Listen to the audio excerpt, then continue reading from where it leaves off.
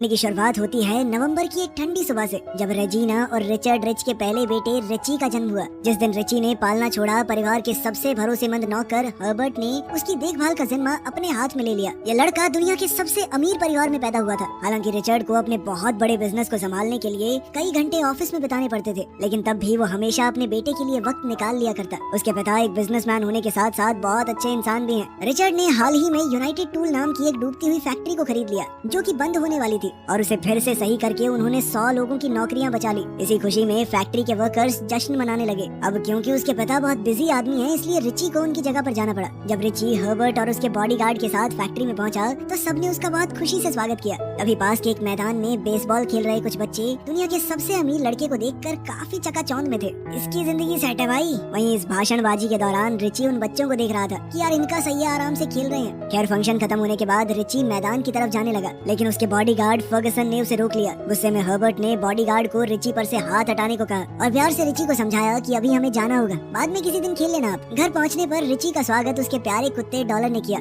और फिर रिची अपने माँ बाप से मिलने चल पड़ा।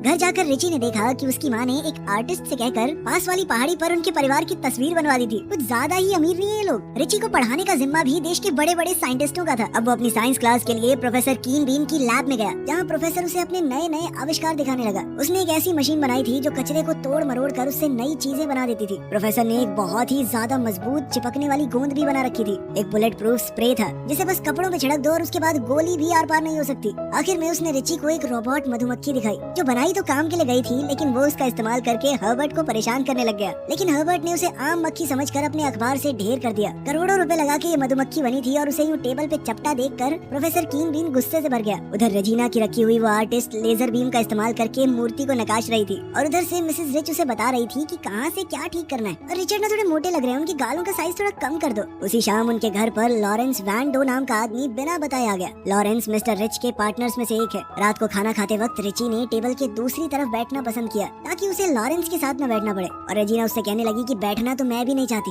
लेकिन तुम्हारे पापा के साथ मीटिंग में शामिल तो होना पड़ेगा। दरअसल जब से रिचर्ड ने अपनी पहली कंपनी शुरू की थी, तब से लेकर आज तक उसने कभी भी किसी को नौकरी से नहीं निकाला, और इस पर उसे गर्व था। लेकिन लॉरेंस सिर्फ पैसों का भूखा था। वो रिचर्ड से कहने लगा कि इतना दान मत किया कीजिए, इस सब में कंपनी का 100 करोड़ से भी ज्यादा का खर्चा हो रहा है। तभी रेजिना बीच में बोल पड़ी कि मैंने और मेरे पति ने हमेशा मुश्किल में पड़े लोगों की मदद की है, इसीलिए तो वो पुरानी फैक्ट्री खरीदी। लेकिन लॉरेंस कहने लगा कि उस फैक्ट्री से तो सबसे पहले छुटकारा पाना होगा, बहुत वक्त लगेगा उसे मुनाफा देने में। मगर रिचर्ड ने कहा कि सही कह रहे हो, छुटकारा पाने के लिए उनके कर्मचारियों को फ्री में दे देते हैं, सबके बीच में थोड़े थोड़े शेयर बांट देंगे। तभी प्रोफेसर कीन बीन वहाँ आ गया और बताने लगा कि मैं महीनों से जिस मशीन पर काम कर रहा था, उसे बनाने में मैं कामयाब हो गया हूँ। उसने स्मेल मास्टर नाम का एक डिवाइस बनाया था, जो किसी भी चीज को सूंघ कर पता लगा सकता है कि आखिर इसमें है क्या क्या। नई नई चीजें देखकर रिची उसे आजमाने लग गया। रात को खाने के बाद मिस्टर एंड मिसेस रिच अपने मेहमान को हवेली से बाहर छोड़ने चले गए, लेकिन जाने से पहले लॉरेंस ने उन्हें चेतावनी दी कि अपनी सिक्योरिटी बढ़ा लो, दुश्मन बहुत है आपके। लेकिन रिचर्ड कहने लगा कि इसकी कोई जरूरत नहीं है, क्योंकि जो भी कीमती चीजें हैं वो हमारे पास है ही नहीं। वो रिच परिवार की तिजोरी में सुरक्षित बंद है। ये सुनकर उस आदमी ने एक अजीब सी मुस्कुराहट दी और वहाँ से चला गया, क्योंकि वो जानना चाहता था कि तिजोरी आखिर है कहाँ।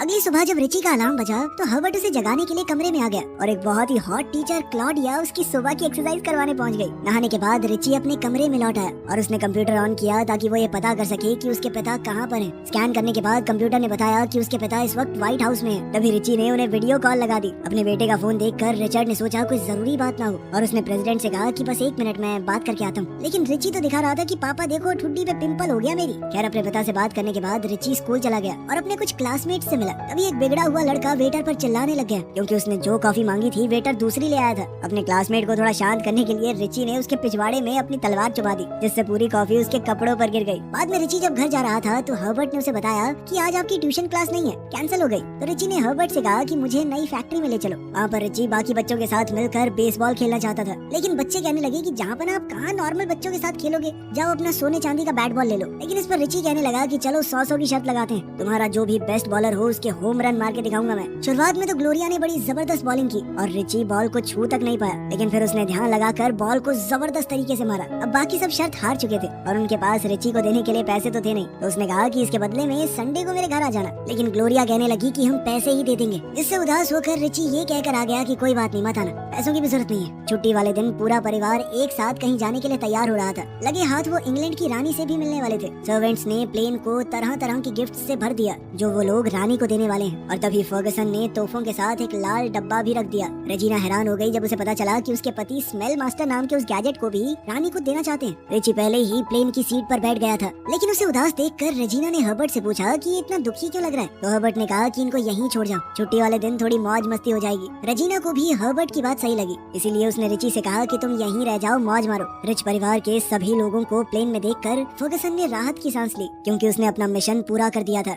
उसी दिन डायन, ग्लोरिया की माँ, हर्बर्ट के बुलाने पर रिची रिच की हवेली में आ गई। इतनी बड़ी हवेली को पास से देखकर बच्चे हैरान हो गए और फिर रिची ने भी बड़ी खुशी से उनका स्वागत किया। वो उनसे बिल्कुल भी नाराज नहीं था। रिची ने सबको अपने बड़े से घर का टूर दिया। उसके घर के अंदर अपना पर्सनल मैकडॉनल्ड्स था। खाना खाने के बाद रिची उन सबको अपने पर्सनल झूलों वाले पार्क में ले गया और सभी ने झूलों के मजे लिए। फिर सभी बच्चे क्वाड बाइक्स पर घूमने लगे। उस वक्त हर्बर्ट डायन को हवेली दिखा रहा था। तभी अचानक से बच्चे फुल स्पीड में आ गए तो हर्बर्ट ने तुरंत डायन को अपने पास खींच लिया ताकि उसे चोट न लगे। हवेली के आसपास रोमांच जारी रहा। अब रिची डॉलर और ग्लोरिया के साथ पेड़ के नीचे आराम करने लगा, जबकि बाकी बच्चे झील में जेट स्की चला रहे थे। आखिरकार रिची सबको रोलर कोस्टर वाला झूला दिखाने ले गया, जो उसे क्रिसमस वाले दिन गिफ्ट में मिला था। दूसरी तरफ ऑफिस में लॉरेंस ये सोचकर खुश होने लगा कि अब तक तो रिच परिवार समुद्र के बीच खो चुका होगा। उसने तो बड़े कमरे में शिफ्ट होने की तैयारी शुरू कर दी थी। उधर प्लेन के अंदर रिचर्ड ने अपनी बीवी से कहा कि अभी तुम प्लेन को संभालो, तब तक मैं कॉफी लेकर आता हूँ। रेजिना को शक हुआ कि उसका पति रानी के लिए ली हुई चॉकलेट्स खाने वाला है और उसने मना किया कि वो मत खाना, लेकिन रिचर्ड झूठ मूठ कहने लगा कि मैं अपनी डाइट के साथ मजाक नहीं करता। कॉफी पीने का नाटक करते हुए उसने स्मेल मास्टर निकाला और फिर चॉकलेट्स का डब्बा ढूंढने लगा। चॉकलेट तो नहीं मिली, लेकिन उस लाल तोहफे के अंदर एक अजीब सा केमिकल मिला। रिचर्ड रेजिना से पूछने गया कि इसके अंदर क्या है। केमिकल का नाम सुनते ही रेजिना समझ गई कि ये एक बॉम्ब है और उसने कहा कि तुरंत इसे बाहर फेंक दो। रिचर्ड ने जैसे ही खोलकर देखा तो टाइमर में अब कुछ ही सेकंड बचे थे। उसने बम को खिड़की से बाहर फेंका, लेकिन वो प्लेन के पिछले हिस्से से टकराकर फट गया। नुकसान की वजह से अब उनका जहाज नीचे गिरने लगा। हादसे की खबर आने से पहले ही लॉरेंस ने तो रिचर्ड के ऑफिस में अपनी जगह बना ली और अपनी कामयाबी का जश्न मनाने के लिए उसने वाइन की बोतल खोल दी। अपने नए दोस्तों को अलविदा कहने के बाद रिच को ये दुख भरी खबर मिली कि उसके माता पिता का प्लेन अचानक से गायब हो गया है। रिची तुरंत अपने कमरे में दौड़ा और कंप्यूटर का इस्तेमाल करके अपने पिता का पता लगाने की कोशिश करने लगा, लेकिन लंबी तलाश के बाद भी कोई सिग्नल नहीं मिला। फिर जब ये खबर हर तरफ फैल गई तो फर्गसन लॉरेंस के नए ऑफिस में जाकर बताने लगा कि हमारे प्लान में थोड़ी सी गड़बड़ हो गई है। पता चल रहा है कि रिची को ऐन वक्त पर प्लेन से उतार दिया था, इसीलिए उसके परिवार की पूरी संपत्ति का कानूनन वही वारिस बनेगा। ये सुनकर लॉरेंस गुस्से से भर गया, लेकिन फिर कहने लगा जैसा मैंने उसके माँ बाप के साथ किया है वैसा ही इसके साथ भी करूंगा।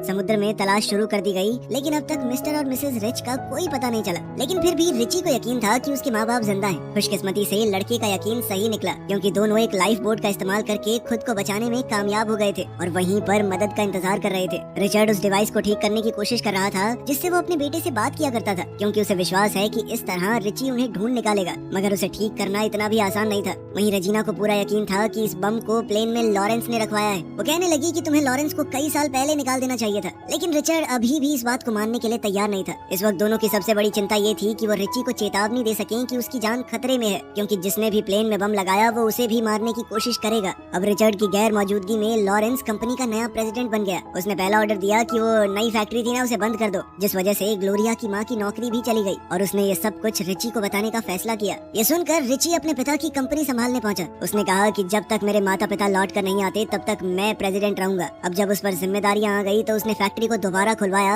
और लॉरेंस को किसी भी कर्मचारी को निकालने से रोक दिया। कुछ दिन बाद ग्लोरिया और उसके दोस्त ऑफिस जाकर फैक्ट्री दोबारा खोलने के लिए रिची को शुक्रिया करने गए। वहाँ एक च्युइंगम लेने की कोशिश में पीवी ने मशीन ही तोड़ दी। खैर घूमते घुमाते बच्चे अपने दोस्त के ऑफिस में घुस गए और रिची को देखकर बहुत खुश हुए। धीरे धीरे रिची ने अपनी जगह बना ली और वो कंपनी के सबसे बड़े शेयर होल्डर्स का भरोसा जीतने लगा। इससे लॉरेंस को बहुत गुस्सा आया और उसने फर्गसन से कहा कि इस लड़के को जल्द से जल्द खत्म करना होगा और इस बार अच्छे से ध्यान रखते हुए कि कोई भी गलती या चूक न हो। कुछ घंटों बाद पुलिस वहाँ पर आई और कहने लगी कि हर्बर्ट को गिरफ्तार किया जा रहा है, क्योंकि उस पर मिस्टर और मिसेस रिच के प्लेन में बम लगाने का आरोप है। हर्बर्ट को हटाकर लॉरेंस ने सुप्रीम कोर्ट में अर्जी डाली कि मैं रिची की देखभाल का जिम्मा लेना चाहता हूँ। उसके पापा बहुत करीबी दोस्त थे मेरे। दोबारा सत्ता में आते ही लॉरेंस ने रिच फैमिली के घर में काम करने वाले सभी लोगों को निकाल दिया, ये कहकर कि हो सकता है ये भी हर्बर्ट के साथ मिले हुए हों। लॉरेंस ने हर जगह पर सिक्योरिटी कैमरास लगवा दिए, यहाँ तक कि रिची के कमरे में भी उसने कैमरा लगवा दिया। अपने ही घर में कैदी जैसा महसूस करने के बाद रिची ने लॉरेंस से बात करने का फैसला किया, जो उस वक्त पूल खेल रहा था, और उसने फर्गसन से रिच परिवार की तिजोरी का पता पूछा, लेकिन उसने बताया कि मुझे कभी मौका ही नहीं मिला ये पता करने का।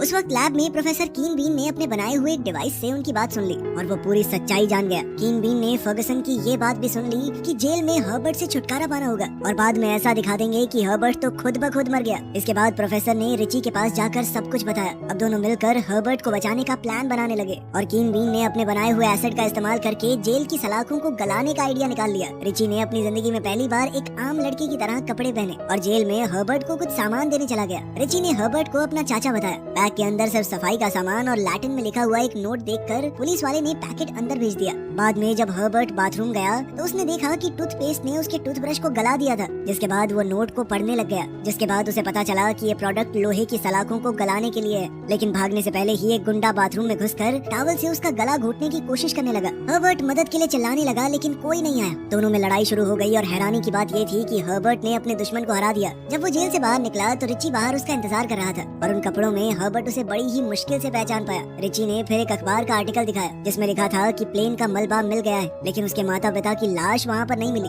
इस खबर ने रिची का विश्वास और मजबूत कर दिया कि उसके माँ बाप जिंदा हैं। फिर दोनों ग्लोरिया के घर गए और उन्होंने डायन से लड़की के कंप्यूटर को इस्तेमाल करने की इजाजत मांगी। उधर रिचर्ड डिवाइस को ठीक करने की कोशिश कर रहा था लेकिन अभी तक वो कामयाब नहीं हो पाया। फिर उसने रजीना के कान के झुमके का इस्तेमाल करके डिवाइस को चालू करने का सोचा और वो कामयाब भी हो गया। ग्लोरिया के कंप्यूटर तक पहुंचने के बाद रिची ने कुछ कोड्स का इस्तेमाल करके उसे अपने घर वाले कंप्यूटर से जोड़ दिया। लेकिन हवेली में बैठा एक सिक्योरिटी गार्ड समझ गया कि क्या हो रहा है और उसने फर्गसन को इस बात की चेतावनी दे दी। रिच फैमिली की तिजोरी का पता लगाने के लिए लॉरेंस ने प्रोफेसर कीन बीन से जानकारी निकालने का फैसला किया। लेकिन फिर उन्हें खबर मिली कि रिची रिच अपने कंप्यूटर से अपने माँ बाप को ढूंढने की कोशिश कर रहा है। कंप्यूटर ने रिचर्ड को ढूंढ लिया और बिल्कुल एग्जैक्ट लोकेशन बताने के लिए कुछ मिनट का समय लगेगा। इसी दौरान फर्गसन ने कमरे में पहुंचकर कंप्यूटर की तार निकाल दी जिससे रिची का कनेक्शन टूट गया। अब लड़के को अपने दोस्तों की मदद चाहिए थी ताकि वो हवेली में घुसकर अपने कंप्यूटर तक पहुंच सके। इसी बीच लाइफ बोट में रिचर्ड और रेजिना ने राहत की सांस ली जब एक हेलीकॉप्टर उन्हें बचाने आ गया। वो सोच रहे थे कि इसे उनके बेटे ने भेजा होगा। फिर रात को रिची अपने घर के बगीचे में घुसकर दोस्तों को सिग्नल देने लगा कि वो वॉचमैन के ऊपर हमला कर दें। प्लान के हिसाब से ही सभी लोग हवेली में घुसने में कामयाब हो गए और सीधा लैब में कीन बीन के पास चले गए। प्रोफेसर को आजाद करने के बाद रिची उससे गार्ड को भटकाने में मदद मांगने लगा।